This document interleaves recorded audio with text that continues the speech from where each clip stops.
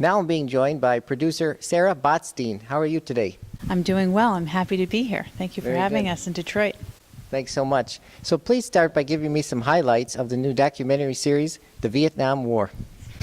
Well, it airs on September 17th. It's 10 nights, 18 hours. It covers the war from 1858 up to the present, and it's been an extraordinarily exciting and daunting and interesting project to work on, and we're having a great time traveling the country talking about it.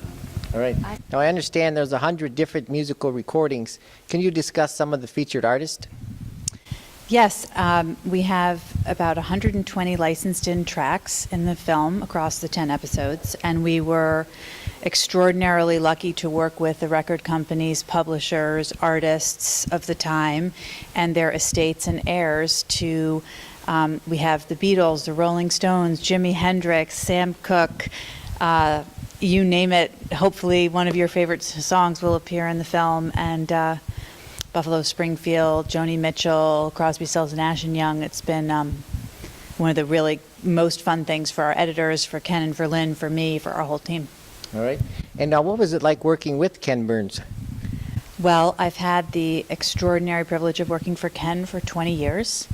And he's, you know, he's an extraordinary person, a brilliant director, a amazing filmmaker, friend. You know, Florentine Films is, we've all worked together for a very, very long time. You like to say it's sometimes like a family, and it's, yeah, I'm very lucky.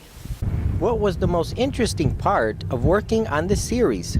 Every day working on this film was interesting for different reasons, but looking back on the last 10 years when we decided to make the film, and the last 6 or 7 years as we've been actively in production and post-production, I would say that the process of trying to wrestle the historic narrative of what happened and why has been extremely interesting, as has spending as much time as we did in Vietnam, learning to know the Vietnamese perspective on both the winning and the losing sides, and trying to understand a little bit more what happened in this country and how we fractured as a nation and how our country splintered during this time. So it was interesting every day and at different stages for different reasons.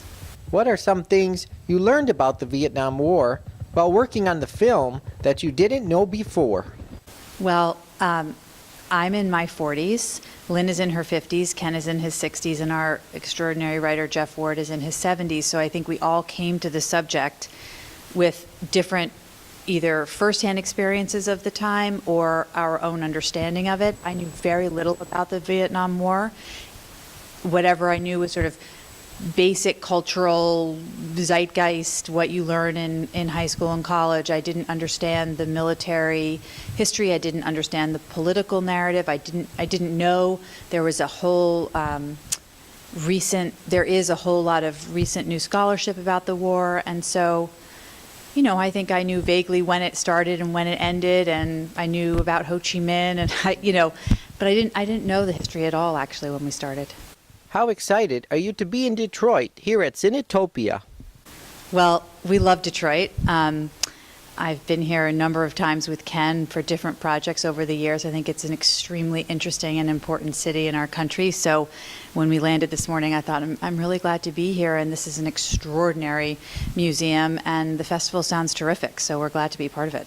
Please tell me more about the new Ken Burns smartphone app. Yes, so I helped create the Ken Burns app, which at the moment lives on the iPad, but hopefully will grow into other digital platforms. And one of the things Ken talks a lot about in his work is that in every film he is interested in who we are as Americans, and whether we're talking about jazz or baseball or the Civil War or the Vietnam War or Prohibition or Frank Lloyd Wright or the Roosevelts or Mark Twain, there are certain themes that run through all those films. And we were interested in trying to show that our films are actually sometimes having a conversation with each other. So we might look at the Depression in 6 different films, but we look at it differently depending on the subject, and we look at that time through that lens. And so we thought, wouldn't it be fun to take a few themes in American history, race, innovation,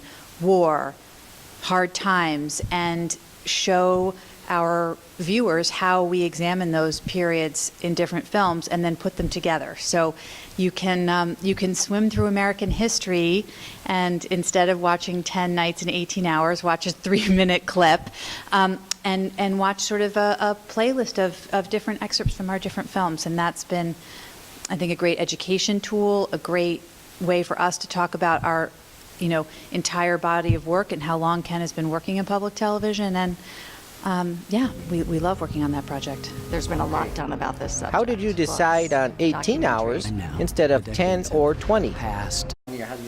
Right. Well, Ken and Lynn would say we just finally have to walk away. It's never really done. You just finally say, okay, we're done. And I think the editing room helps us determine the length and how compelling the material is, and the different periods that are historically important and characters that bubble to the surface that we think our audience will want to know more about. Any other final comments you would like people to know? No, I think we're glad to be here. This is really fun, and we're excited for September. All right. All right. Thanks so much. Thank you.